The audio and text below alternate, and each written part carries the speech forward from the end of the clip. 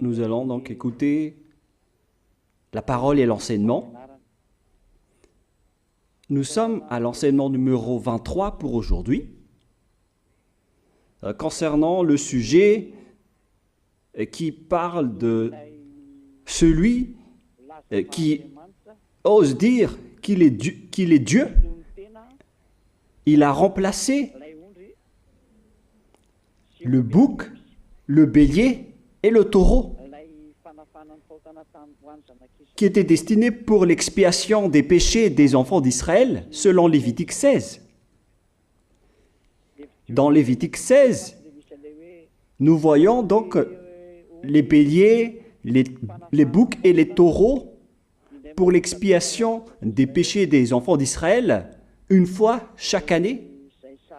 Et c'est ce schéma que nous allons vous enseigner en ce moment. En fait, j'ai déjà donné cet enseignement, mais je le rappelle aujourd'hui. Cette situation contredit directement la parole du Père Yahva, le Dieu d'Abraham, selon Deutéronome 4.2.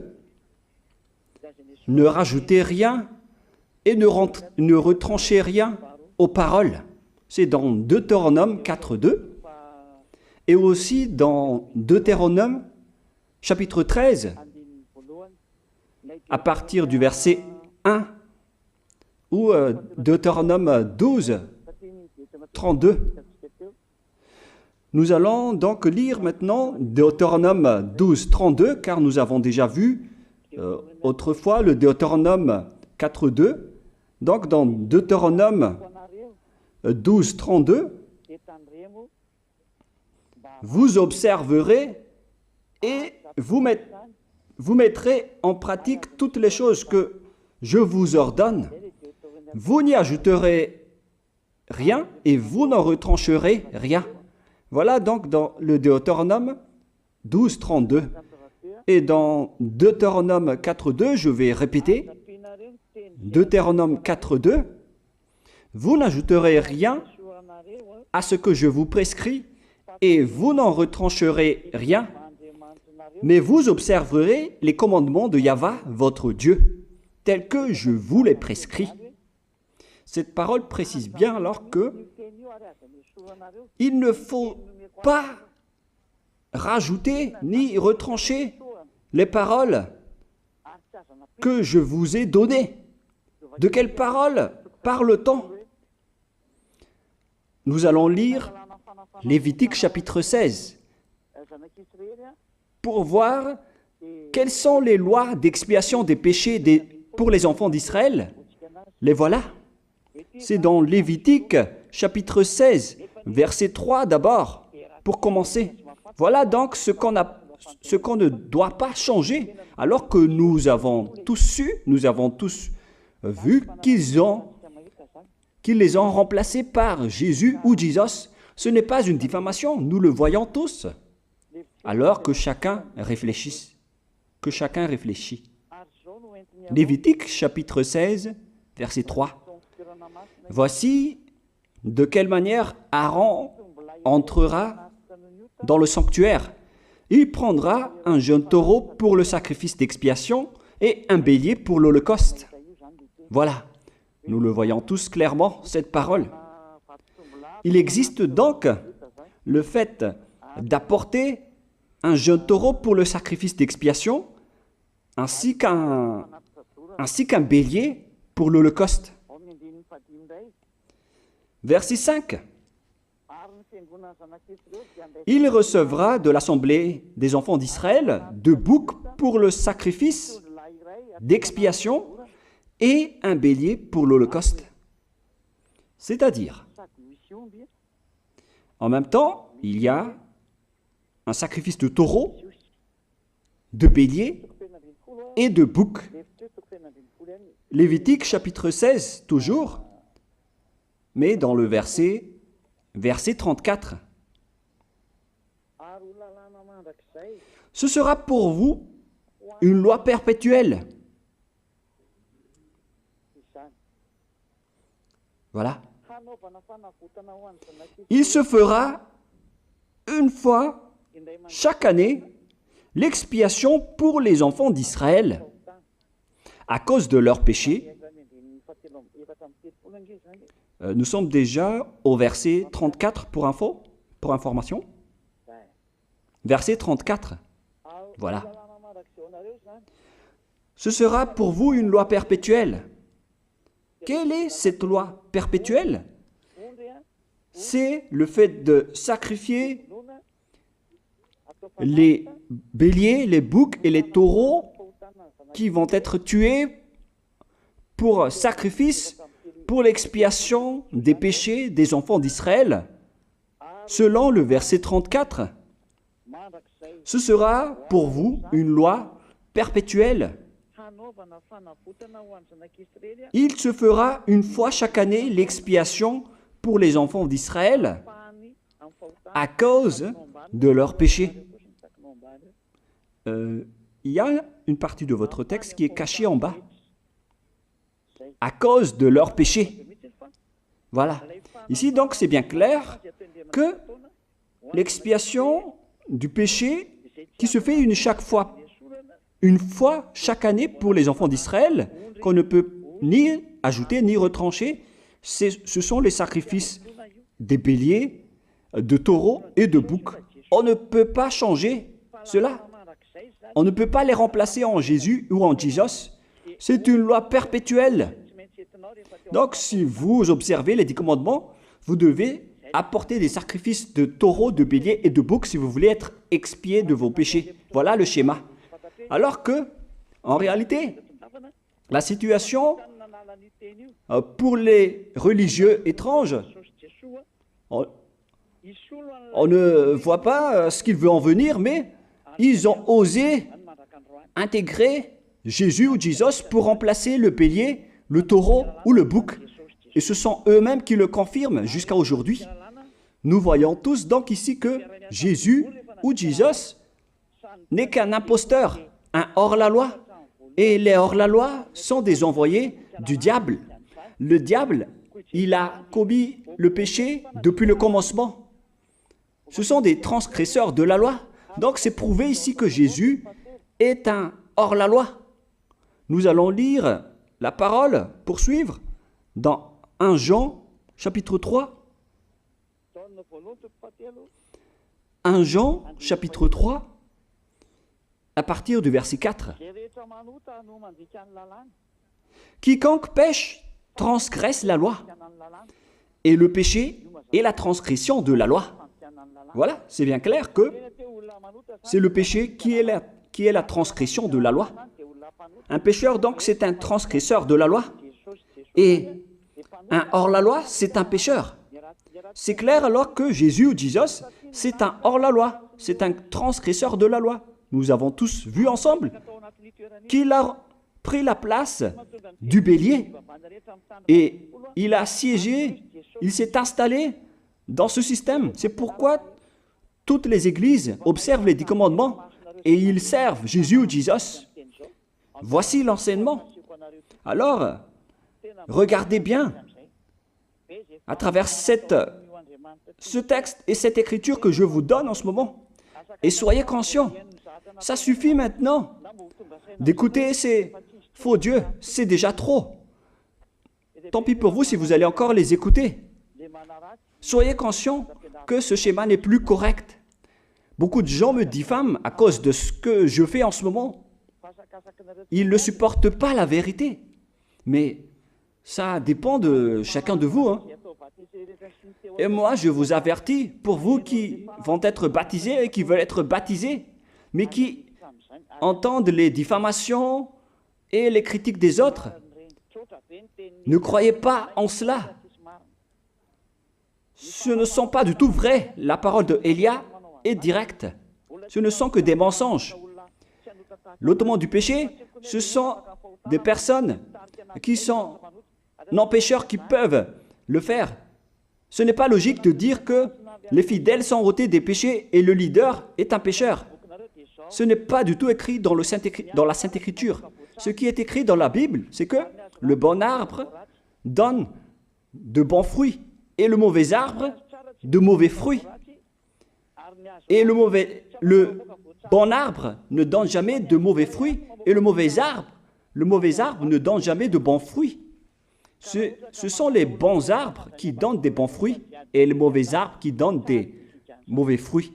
Et donc, si l'ambassadeur de Yahushua, Zedia Elia, a produit des personnes qui ne pêchent plus, alors il est bon, il est une bonne personne. Il n'a jamais fait aucun mal, même pas le moindre mal. Voilà donc la leçon pour vous, car dans le cadre de ce baptême qui va arriver, il y a beaucoup de diffamation et de critiques. Donc je vous conseille de ne pas écouter cela, car ce n'est pas du tout la vérité. Ils font ça juste pour diffamer et blâmer la bonté de Yahushua, alors ne les suivez pas. Donc là, on voit bien que ce n'est pas de la diffamation. Nous avons tous vu ensemble. Je vous ai donné la parole. On a tous écouté et vu ensemble. On a jugé ensemble. Est-ce que ce Jésus ou Jésus a fait la vérité? Est-ce qu'il a dit la vérité ou pas?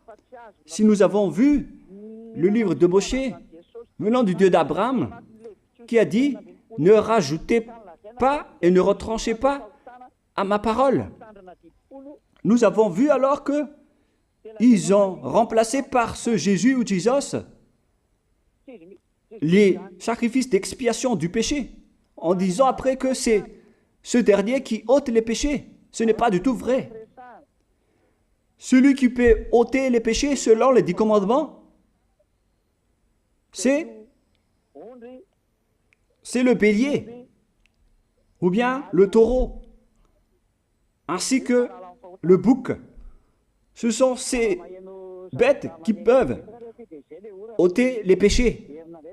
Si vous entendez du bruit, c'est qu'il pleut gravement ici. Et même moi, je suis obligé de parler à haute voix. Mais j'espère que vous m'entendez très bien. Et nous allons toujours continuer la parole. Quelle est alors la raison pour laquelle les religieux sont entrés dans ce mauvais schéma? Car c'est vraiment un schéma qui transgresse la loi. Car ils ont contré bêtement le livre du Lévitique chapitre 16. Ils l'ont contré bêtement, directement. Et après, ils ont remplacé par leur faux Dieu. Un faux Dieu car c'est directement un hors-la-loi. Il a contredit le Dieu d'Abraham. Nous voyons la preuve ici qu'il a contredit vraiment le Dieu d'Abraham, qu'on appelle par le nom de Yahava et Yahushua son fils. Car ce Dieu d'Abraham, il a bien dit qu'il ne faut ni ajouter ni retrancher à ses paroles. Il faut les observer car ce sont les commandements de Yahva, ton Dieu.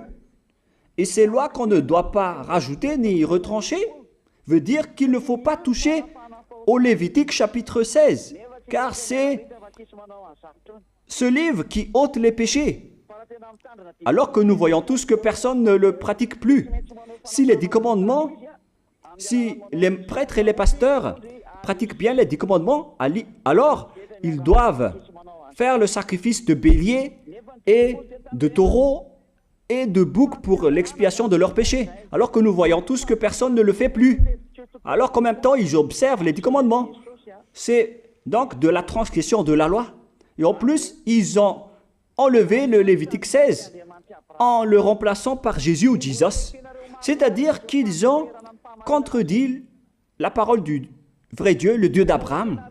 Et est-ce que vous allez encore oser contredire cette vérité? Est-ce que vous allez encore dire que vous êtes dans la vérité, que vous êtes dans la justice?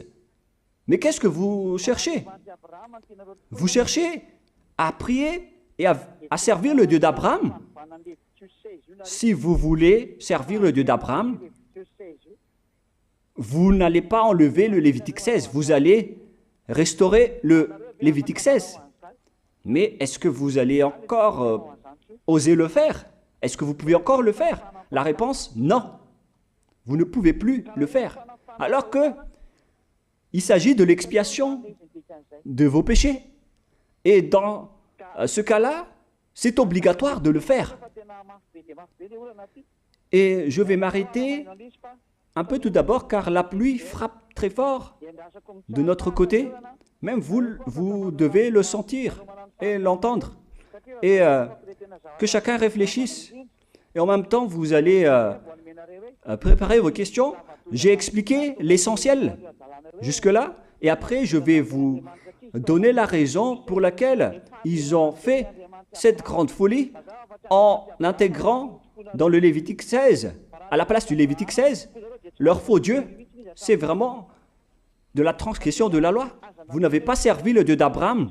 Il n'aurait pas dû faire ça jusqu'à la fin, car il a dit qu'il ne faut pas ajouter ni retrancher à ses paroles, alors que vous avez osé le contredire et les changer. Nous allons donc voir maintenant dans Psaume chapitre 40, quelle est la raison pour laquelle les prêtres et les religieux ont arrêté le Lévitique 16 en le remplaçant par Jésus ou Jesus pour remplacer les boucs, le bélier et les taureaux. Et je vais vous expliquer la raison. Et eux, ils ne peuvent pas le nier car ils l'ont fait. Et si, par exemple, ils ne connaissent pas, alors il ne faut plus faire du n'importe quoi. Il faut que vous soyez enseigné par Élia, si vous voulez encore sauver votre esprit. Mais si vous ne voulez pas, alors tant pis pour vous et assumez les conséquences. Psaume chapitre 40, versets 6 à 8. Psaume 40, versets 6 à 8. Si jamais je vais arrêter l'appel, ce serait à cause de la forte pluie.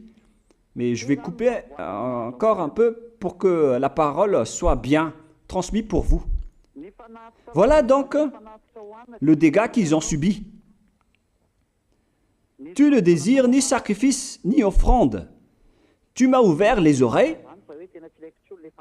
Là, ils ont bien entendu et écouté que Dieu ne désire plus leur sacrifice et tout ce qui concerne ce sujet. Tu ne demandes ni holocauste, ni victime expiatoire. Ici donc, on est arrivé au stade où on n'a plus besoin des sacrifices. D'après ce schéma, alors, le Lévitique 16 a été supprimé. Et logiquement, puisque c'est une alliance qui a été détruite, alors on ne peut plus y entrer, car on ne peut pas ajouter ni retrancher aux paroles.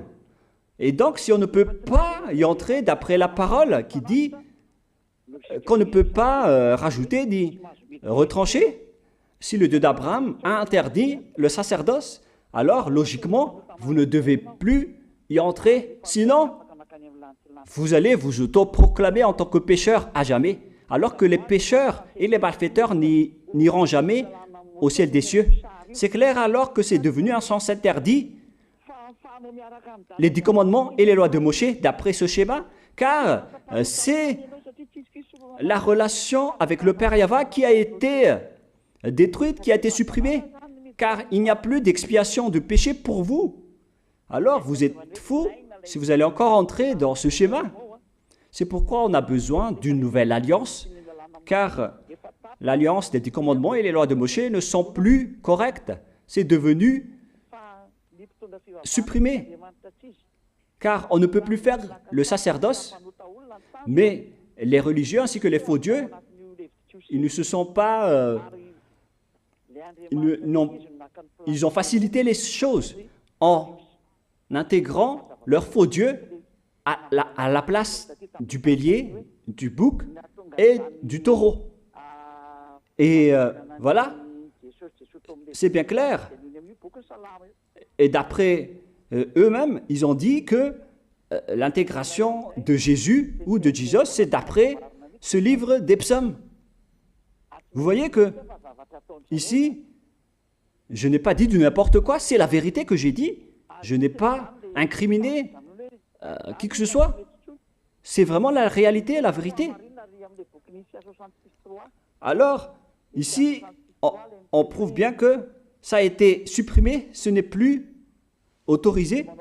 Et c'est encore confirmé dans Ésaïe 66.3 que celui qui fait des sacrifices, c'est comme celui qui fait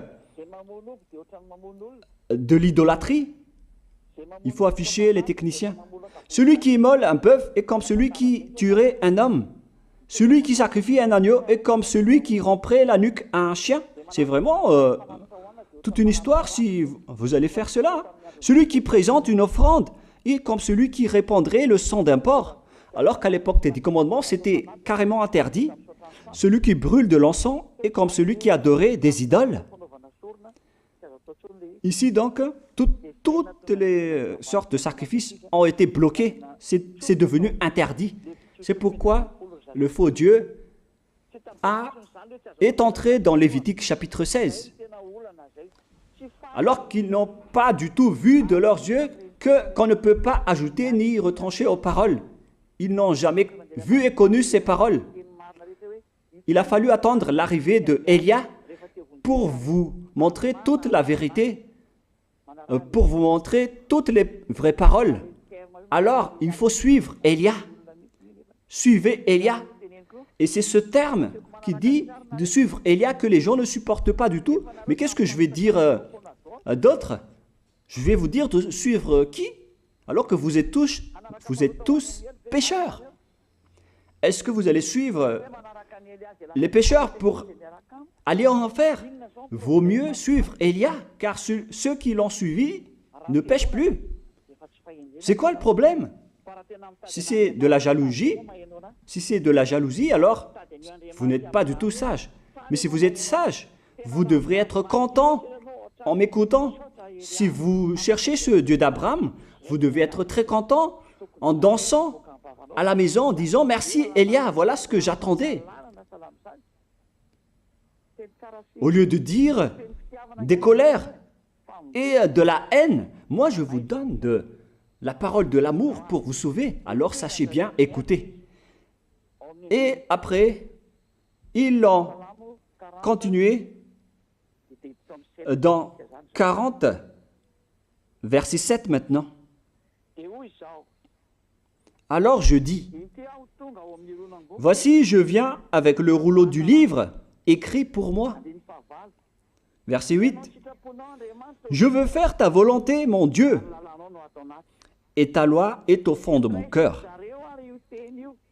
Et eux, ils ont pris cette parole en disant que nous avons vu ce terme de rouleau du livre. Et directement, ils ont dit que on doit intégrer dans les 10 commandements le Fils du Très-Haut qui s'appelle Yahushua. Ils l'ont intégré dans les 10 commandements. Pour vous qui sont dans le mauvais sens, vous l'appelez Jésus. Vous avez intégré dans les 10 commandements votre Jésus, mais Yahushua n'entrera jamais là-dedans car c'est vraiment interdit, c'est un tabou. Le sens du rouleau du livre que Yahushua a parlé ici, c'est qu'on parle de son histoire dans le Sefer Torah juif. C'est-à-dire que le Sefer Torah juif a parlé de lui. Nous allons lire la parole à ce sujet. En parlant du rouleau du livre, ce n'est pas qu'il est entré dans le Lévitique 16. Non, c'est un tabou, c'est interdit. Mais il a parlé de son histoire. En parlant du rouleau du livre, nous allons lire la parole concernée à ce sujet. Selon Luc, chapitre 24, verset 44. Luc 24, 44. Puis il leur dit, « C'est là ce que je vous disais lorsque j'étais encore avec vous,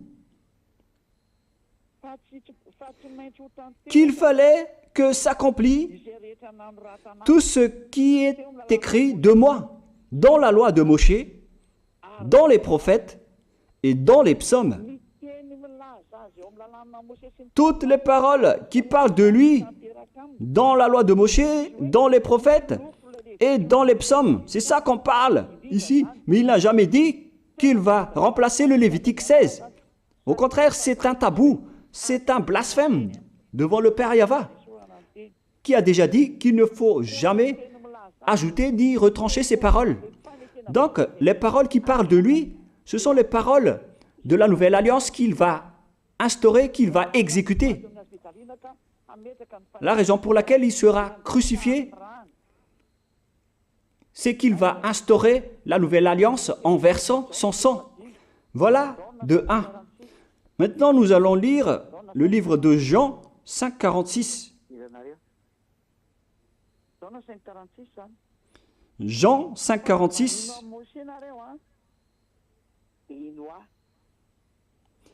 Alors, car si vous croyez en Moshe, vous me croiriez aussi, parce qu'il a écrit de moi. Il a écrit à propos de Yahushua. C'est pourquoi on parle du rouleau de livres qui a écrit pour lui. Et Moshe aussi a participé à son histoire en parlant de lui. Mais ce n'est pas que on a supprimé le Lévitique 16 en remplaçant par le Fils du Très-Haut. Non, ce n'est pas du tout cela. Il y a beaucoup de paroles qui a parlé de lui depuis les lois de Moshe, depuis les prophètes et depuis les psaumes. C'est pour ça qu'on parle du rouleau du livre qui a écrit à propos de lui. Mais ce n'est pas que vous allez supprimer le Lévitique 16 en le remplaçant par le Fils du Très-Haut. C'est vraiment une abomination de votre part. Je vous ai donné maintenant l'explication. Il ne faut pas rajouter ni retrancher aux lois de Moshe. C'est une alliance en bonne forme qu'on ne peut pas toucher ni enlever. C'est dans Galates 3,15. Galates 3,15. Une disposition en bonne forme ne doit pas être changée ou transformée. Les lois de Moshe, c'est une alliance en bonne forme qu'on a versé le sang de Zébu en plus. Donc on ne peut ni retrancher ni rajouter. Le pire alors, c'est que vous qui êtes les fidèles de Jésus, vous l'avez intégré dans les lois de Moshe en remplaçant le Lévitique 16. On parle de votre Jésus ou Jesus. Je vous pose la question, est-ce que vous oserez dire que vous n'êtes pas pécheur à ce sujet? Car c'est vraiment de la transgression de la loi de la part de votre faux Dieu. Donc s'il est pécheur, alors logiquement vous êtes aussi pécheur. Et vous-même, vous avez dit que vous êtes pécheur. Voilà ce que vous avez fait. Et vous n'allez jamais être épargné. C'est pourquoi je vous appelle tous maintenant. Soyez baptisés et sauvez votre chemin, c'est-à-dire votre esprit. Sauvez votre esprit car il ira en enfer si vous ne le sauvez pas. Nous allons nous arrêter jusque-là maintenant car la pluie frappe forte de l'autre côté et que chacun réfléchisse et on revient après. Pour vous qui serez baptisés bientôt, l'explication est claire. Alors prenez une décision maintenant. N'écoutez jamais les diffamations qui sont faites par les diables. Ce sont eux qui vous empêchent d'aller vers la vérité. Ne soyez plus des poubelles dans votre conscience. N'acceptez plus cela. Il faut écouter l'envoyé du ciel des cieux, c'est-à-dire moi.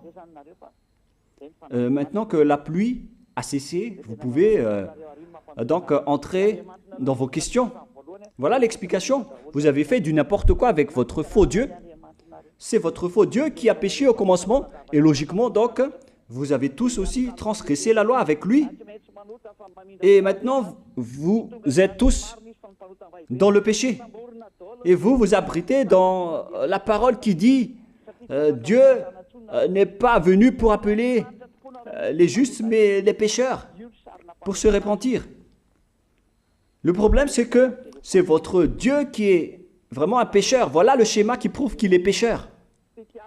Vous pouvez entrer dans le téléphone maintenant. Sachez que c'est de l'amour que Élia vous offre en ce moment pour sauver votre esprit, pour vous dire de sauver votre esprit. Ne le jetez pas en enfer. Sauvez-le.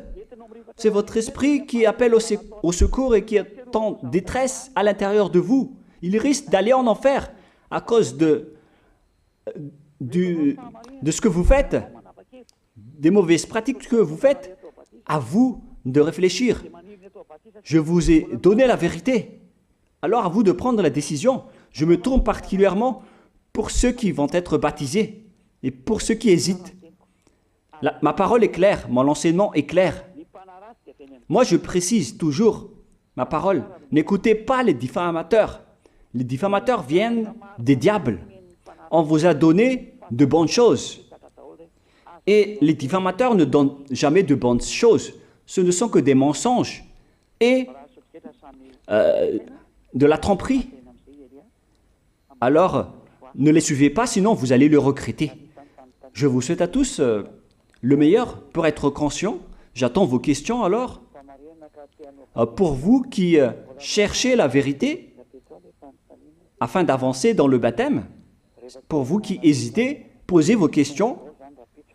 Alors, si vous n'hésitez plus, il faut venir tous demain pour inscrire votre nom dans le baptême. Avancez tous. N'écoutez plus les diffamations.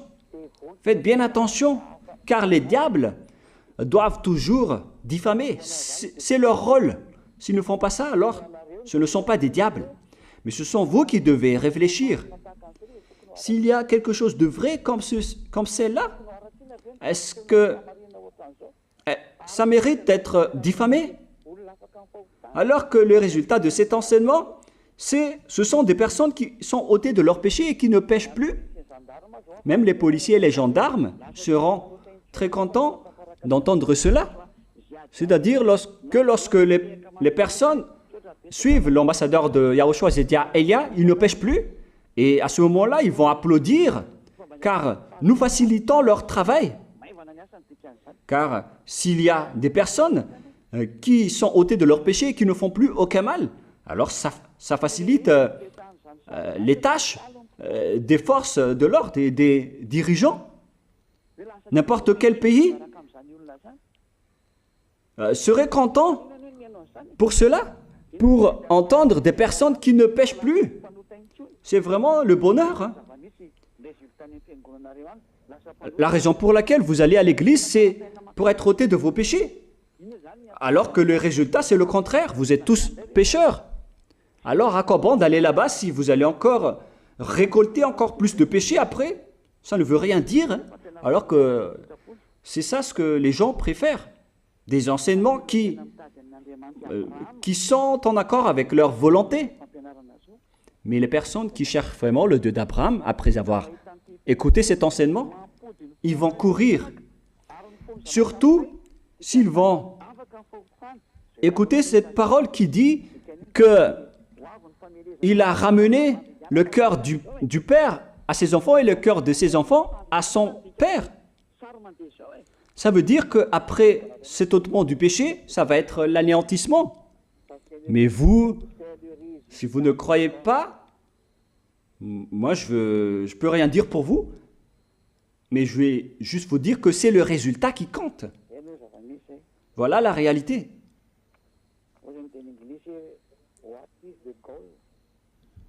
Quel est le résultat?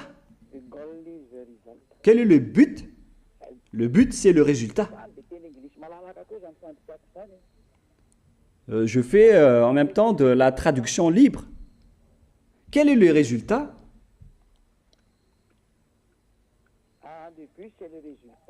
Le but, c'est le résultat. Non, c'est le résultat qui compte. Voilà ce qu'on a besoin. On en a besoin. Quel est le but? Le but, c'est le résultat. Et quel est le résultat? ne pêche plus. Voilà pour la version française. En anglais, ça veut dire no sinner.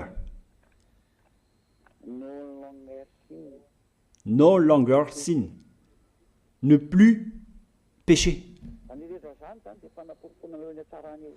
Tout cela donc prouve la bonté de Yahushua. Et maintenant, vous pouvez poser vos questions. Donc, si vous n'avez pas de questions, alors moi, je vous encourage toujours pour venir demain, pour inscrire votre nom dans le baptême, car le diable ne va pas vous épargner. Ils peuvent vous tuer en cours de route. Maintenant, ils sortent toutes sortes de diffamations ailleurs, qui ne sont pas du tout logiques et qui ne sont pas du tout vraies. Mais s'ils ne font pas ça, alors eux-mêmes, on ne peut pas les classer comme des diables. Ce sont les diables qui font cela. Mais moi, je vous donne les preuves pour vous qui veulent être sauvés. 2 preuves distinctes, 2 preuves tangibles et concrètes que vous pouvez tenir par la main. Voilà le résultat des personnes qui ne pêchent plus lorsqu'ils ont suivi Yahushua, lorsqu'ils ont suivi Elia qui a été envoyé par Yahushua, qui a été envoyé par le Dieu d'Abraham. Une preuve, une autre preuve tangible que vous avez vue, écoutée par vos oreilles. Tous ces versets que je vous ai donnés, qui ont détruit ces faux dieux qui vous ont tués. Voilà le rôle de Elia, c'est de les anéantir jusqu'au dernier. Ce n'est pas que je vais provoquer la guerre aux humains, mais je vais détruire ceux qui vous ont tués pour que vous soyez tous sauvés.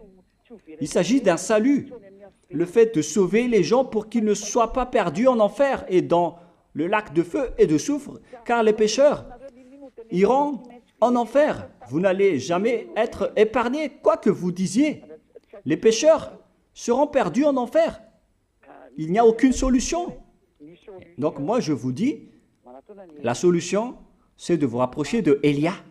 Rapprochez-vous de Ziadia Elia, celui qui a été envoyé par le Dieu d'Abraham, Yahva, qui a aussi envoyé son fils pour être crucifié, d'après la demande de son fils, Yahushua. Et le but, c'est de sauver ceux qui se rapprochent de Yahushua pour les envoyer au ciel des cieux, car ils ne pêchent plus, car la loi dit que vous devez être parfait, selon Matthieu 5, 48. Ce sont les personnes parfaites qui pourront entrer au ciel des cieux. Soyez parfaits, comme la perfection de votre Père qui est au ciel des cieux. Donc vous devez être parfait. Et lorsque vous êtes avec Elia, vous devenez parfait, bien évidemment. Et clairement. C'est pourquoi je vous appelle. J'appelle tous les chefs religieux, qui que ce soit, quiconque. Venez en Yahushua. Venons tous en Yahushua. J'appelle tous les types d'humains qui cherchent le salut. Allons-y. Suivez Elia. Suivez Ziadia Elia. Alors venez tous demain. Pour ceux qui veulent sauver leur esprit. Si vous ne pouvez pas venir demain, alors venez dimanche. Le dernier jour d'inscription dans le baptême est très proche et en même temps le diable peut vous tuer. Alors ne vous arrêtez plus, avancez, prenez une décision. Nous avons maintenant reçu la première question. Bonjour, d'après ce qu'on nous a enseigné, on ne peut pas condamner une personne avant de connaître d'abord son crime. Ma question c'est que, qui va se lever alors pour condamner les personnes qui sont mortes auparavant, car ils n'ont pas connu le nom du vrai Dieu, et pourquoi ils iront en enfer? Mais vous aussi, vous savez que Dieu a jeté tout le monde en enfer à l'époque de Noé, car ils n'ont pas voulu écouter la vérité, ils ont marché dans le mauvais côté, alors qu'ils n'ont pas, eux aussi, ils n'ont pas connu ce Dieu. Et c'était aussi le même cas à l'époque de Sodome et de Gomorrhe. Ils n'ont rien connu, alors qu'ils ont été brûlés. Et si vous allez dire que si on ne connaît pas le crime de la personne, on ne peut pas la condamner. Moi, je vous dis, ce qui compte pour ce Dieu, c'est qu'il a créé de bonnes personnes. Mais si les personnes font du mal, alors il les tue et il en crée d'autres de nouveaux. Voilà ce qu'il va faire. Mais d'après votre parole, vous êtes en train d'incriminer, de condamner ce vrai Dieu. Et ce n'est pas du tout correct de votre part. Vaut mieux demander la miséricorde et le salut venant de ce Dieu. Mais pourquoi vous l'incriminez bêtement? Voilà donc la réponse pour vous. On ne peut rien faire avec ce Dieu. Il fait ce qu'il veut. Vous, en tant qu'humain, vous devez suivre ses paroles et ce qu'il dit. Et ça suffit pour vous. S'il a anéanti des millions de personnes durant le déluge, ils les ont tous tués. Hein. Donc, lorsqu'il tue, c'est-à-dire qu'il ne veut rien savoir. Mais si vous voulez être sauvé, faites comme à l'époque de Noé. Il est entré dans l'arche. Alors, à vous aussi d'entrer dans l'arche pour suivre Élia, pour aller vers Yahushua. Voilà. Même chose, comme à l'époque de Sodome et de Gomorre, il n'y avait plus de solution.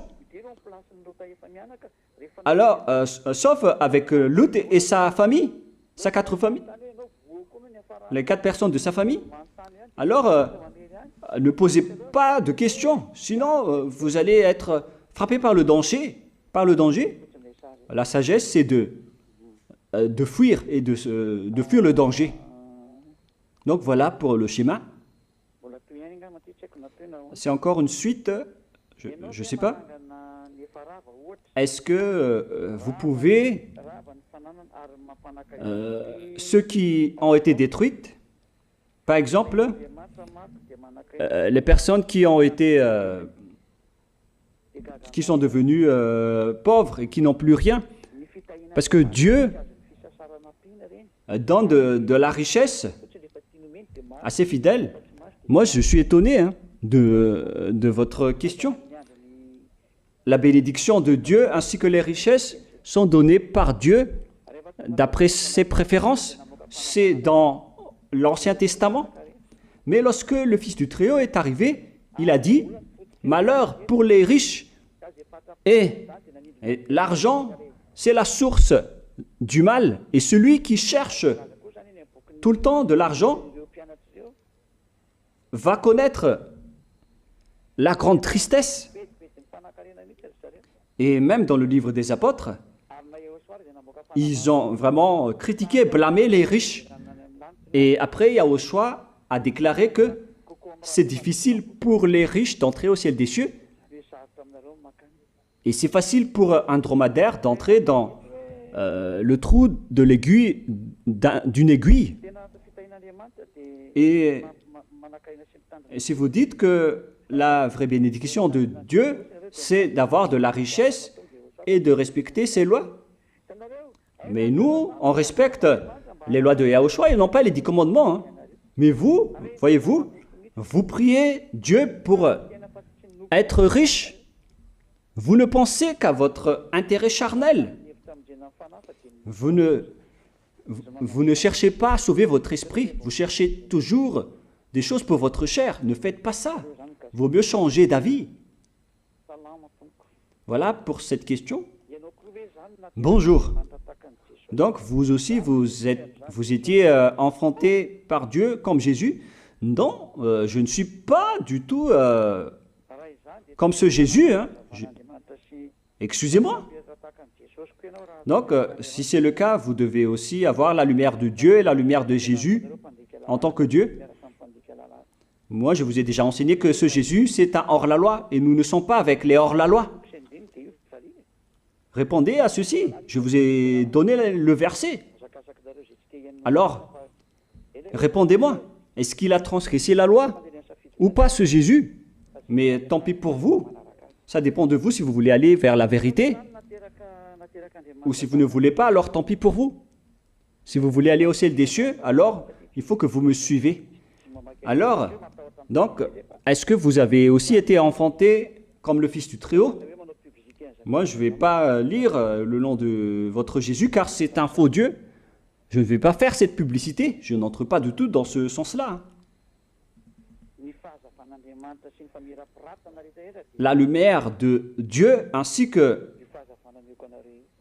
sa grande lumière, c'est cette lumière que je vous donne. Les personnes qui sont avec moi ne pêchent plus. La lumière, ce sont des personnes qui ne pêchent plus, qui ne font plus aucun mal. Voilà la lumière et l'éclaircissement. Et ce que je vous donne là, c'est la parole de la lumière. Je vous ai donné des versets qui vous apportent la lumière et l'éclaircissement. Et c'est vraiment la lumière. Et c'est bien évident que celui qui l'a sorti, c'est la lumière. Élia, c'est une lumière qui est comme Yahushua, qui est le fondement de la lumière. Venant du Père Yahva, le Dieu d'Abraham. Donc ceux qui ont suivi Élia sont devenus des lumières. Et Élia est la source de la lumière. Tous ceux qui sont avec lui sont ôtés de leurs péchés et sont dans le grand bonheur. Donc, je pense que vous avez tous obtenu la réponse, vos réponses. Il n'y a pas encore d'autres questions. Il n'y a que ces 3 questions. Donc, je vous souhaite à tous d'être bénis par Yahushua. Prions ensemble. Merci infiniment, Père Yahva, pour cette parole.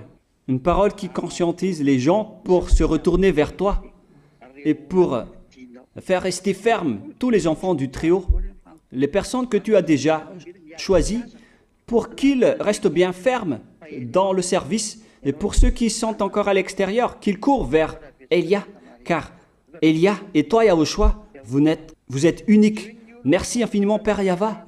Merci infiniment, Yahushua.